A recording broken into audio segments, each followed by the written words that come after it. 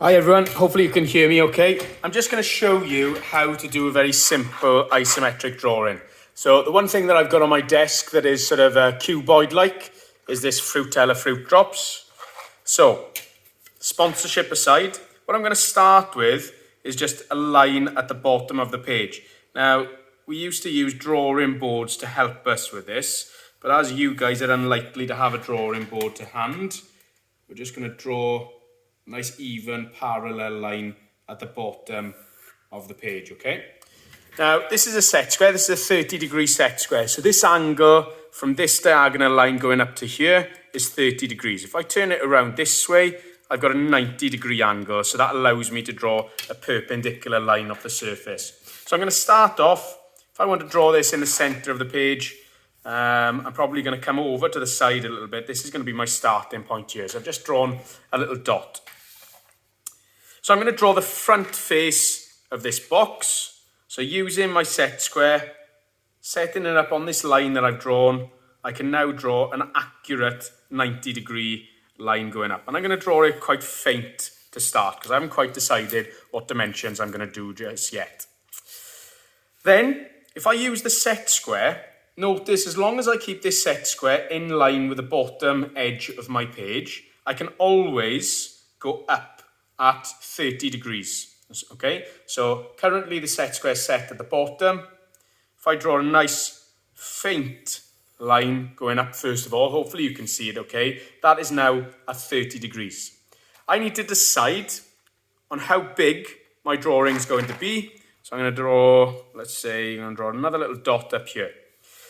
Now, you used to be able to have drawing boards that move this up. But a little tip is, as long as you keep it parallel with the bottom, you should be okay. So I could just check that with a ruler. Okay, so I can see that that to the bottom of the page is 16. If I hold this down, set this to 16, and just push this up to where the 0 is, I now know that that's perpendicular. Parallel, okay? So I can draw the next line, again, that goes up at 30 degrees. So hopefully you should now be able to see, I'll just draw that off the page, that those two lines are parallel. I'm now going to draw this edge of the Fruitella box. So using the set square, 90 degrees, I'm going to go up like so. So hopefully now you can just see a very faint line along here. I'm just going to go over that so that you can see it. So I know these cameras don't show up absolutely fantastic. So hopefully you can see by me going over these lines now that I want to keep them. Okay, and just as a recap then, with the set square in line with the bottom of my page,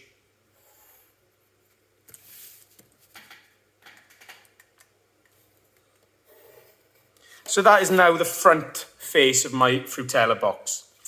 So from now on, if I just flip the set square over, this is a little bit difficult because I've got the stand holding the camera in place. So you'll have to bear with me. So again, set square touching the bottom of the paper, making sure that I'm in line with this point down below. And this time I'm actually going to do it a little bit bolder so that hopefully it shows off to you straight away. So I need to represent the thickness of the box. I'm satisfied with that.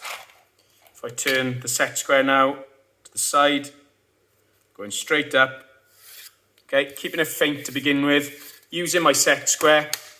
Now, this time I'm not going to try a measure. I am going to do it by eye. Now, I know this isn't particularly accurate, but as we don't have drawing boards with us, we're just going to go across. Okay, I'm just going to embolden, go over the line that I want to keep. Okay. Again, keeping this parallel with the bottom of the page. Flipping it around, keeping it parallel. Well, it actually works at the top as well because obviously the top is parallel to the bottom. So this time I'm actually using my eye to do it and I'm keeping it parallel with the top of the page there. So I'm moving my set square across like so. Okay. So again, you can go over and make the lines bolder Obviously, as you're going around that, you don't have to keep the set square in the position that you drew it in originally. So now I've got an isometric box that represents that Frutella box. Now, this technique for coming up with designs or representing your designs is called crating. So where I first of all make a crate or a box, and then I draw my design within. So if I wanted to make this a chair, for example, let me just try and get my bearings with this now.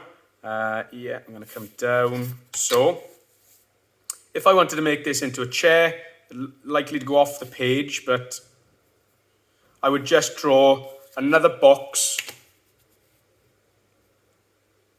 onto the side using my set square.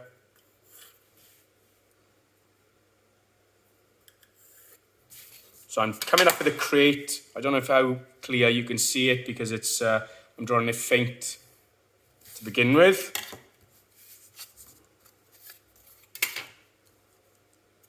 Actually, it's going to go off my page, so I haven't kept enough room to fit there. But you can just start to see the beginnings of the crate that would be used to make my chair. So if I just go over it very quickly, and then obviously as you get a little bit better, you can sort of do this freehand. Notice how I'm moving my arm.